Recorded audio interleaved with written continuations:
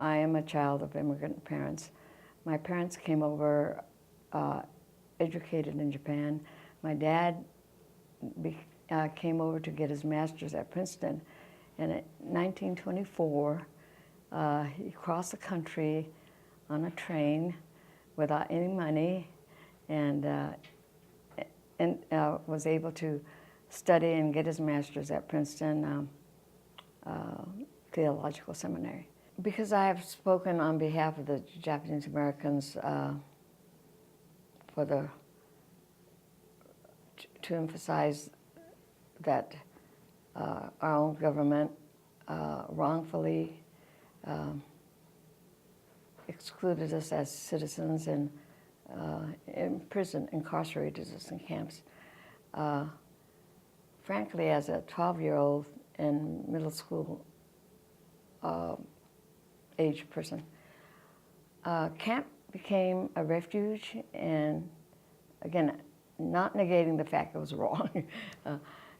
Everyday life was safe, secure.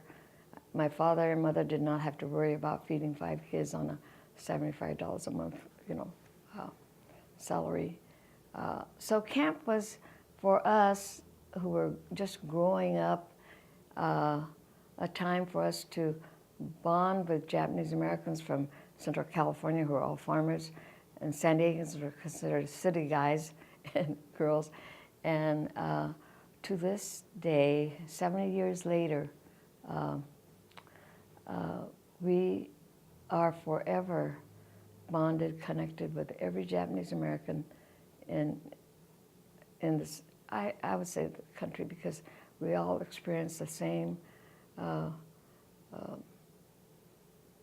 It was a removal in transitions and changes, and we all understand that common background of being denied our civil liberties,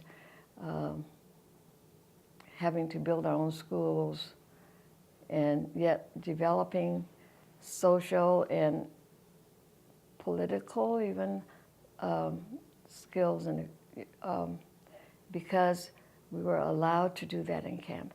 I would never have been on stage in the San Diego community at that time because I was Asian. But in camp, we became our own people, and we could be actors, actresses, athletes. We were always good students, but yes, it was experience-wise, it was good. As citizens, it was something that should never happen again. So that's my double complex side of my experience.